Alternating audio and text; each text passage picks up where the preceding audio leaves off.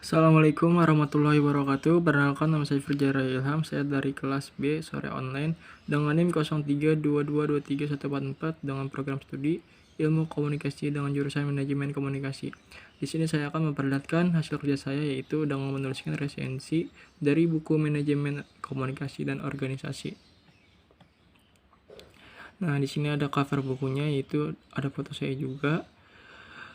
Judul bukunya yaitu Pengantar Teori Manajemen Komunikasi dan Organisasi.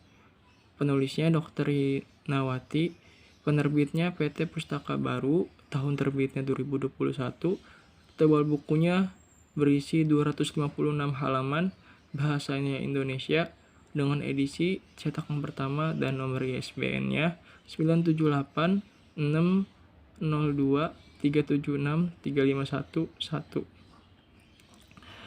Buku ini berisi sinopsisnya, yaitu buku ini sangat berguna bagi mereka yang sedang mengelola sebuah organisasi atau perusahaan karena teori manajemen yang ditawarkan pada buku ini berisikan cara-cara untuk mengelola organisasi atau perusahaan agar mencapai kesuksesan, serta dilengkapi teknik komunikasi agar pesan yang disampaikan oleh seorang manajer mudah dipahami dan dilaksanakan oleh anggota-anggotanya. Secara rinci, pembahasan buku ini mencakup bab-bab sebagai berikut, yaitu bab 1, gambaran tentang manajemen komunikasi dan organisasi, bab 2, peran manajemen terhadap komunikasi dan organisasi, bab 3, komunikasi dan organisasi, bab 4, manajemen konflik dan stres dalam organisasi, bab 5, kepemimpinan, bab 6, gaya kepemimpinan, bab 7, sistem organisasi, bab 8, perilaku organisasi, bab 9, pengembangan organisasi, dan terakhir yaitu bab 10, organisasi. Perubahan organisasi. Di sini saya akan meresensi salah satu bab dan ini adalah bab 1.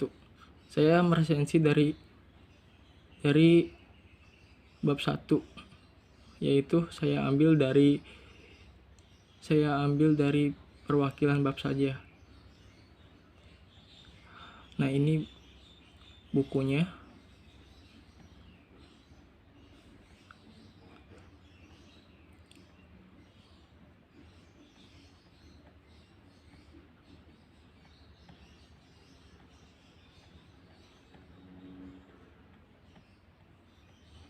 Nah, ini isi resensi bukunya. Saya mengambil dari perwakilan bab saja, yaitu saya meresensi bab 1 dengan tema gambaran tentang manajemen, komunikasi, dan organisasi. Pada bab 1 ini menjelaskan tentang definisi-definisi manajemen, komunikasi, dan organisasi. Ketiga itu tidak dapat dipisahkan. Oleh karena itu, tiga hal tersebut sangat penting dan memiliki definisinya masing-masing, yaitu sebagai berikut. Yang pertama, manajemen. Manajemen dapat diartikan dengan secara umum dan etimologis. Untuk secara umum, manajemen merupakan suatu seni dalam perorganisasian seperti menyusun perencanaan, membangun organisasi dan perorganisasian, pergerakan, serta pengendalian dan pengawasan. Sedangkan secara etimologis, yaitu adalah seni untuk melaksanakan dan mengatur. Dan untuk para ahli, manajemen dapat diartikan yaitu menurut Hini dan Desmid tahun 2010, manajemen adalah serangkaian aktivitas manusia yang berkesinambungan dalam mencapai suatu tujuan yang telah ditetapkan. Yang kedua itu ada komunikasi. Komunikasi juga diartikan menurut istilah dan menurut para ahli. Untuk menurut istilah, yaitu komunikasi berasal dari kata Latin yang artinya communicatio, dan bersumber dari kata komunis yang berarti sama. Sama di sini maksudnya adalah sama makna. Sedangkan menurut para ahli, yaitu menurut Carl I. Hofland, menyatakan ilmu komunikasi adalah upaya sistematis untuk merumuskan secara tegar asas-asas penyampaian informasi serta pembentukan pendapat dan sikap. Dan terakhir itu ada organisasi. Istilah organisasi bersumber dari pada perkataan Latin, yaitu organization, yang berasal dari kerja bahasa Latin pula.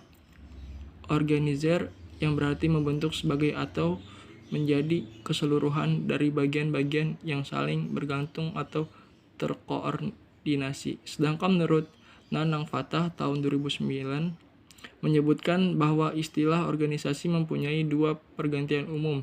Pertama, organisasi diartikan sebagai suatu lembaga atau kelompok fungsional, misalnya sebuah perusahaan, sebuah sekolah, dan lainnya.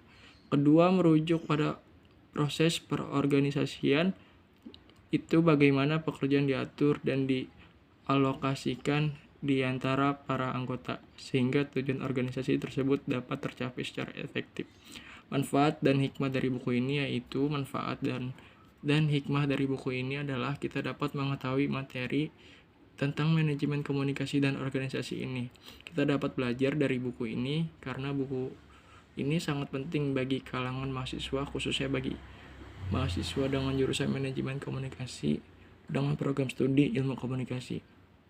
Ini juga cocok bagi teman-teman yang ingin belajar tentang buku ini, khususnya untuk sekolah juga.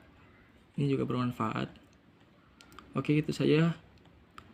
Kurang lebih mohon maaf. Sekian, terima kasih. Wassalamualaikum warahmatullahi wabarakatuh.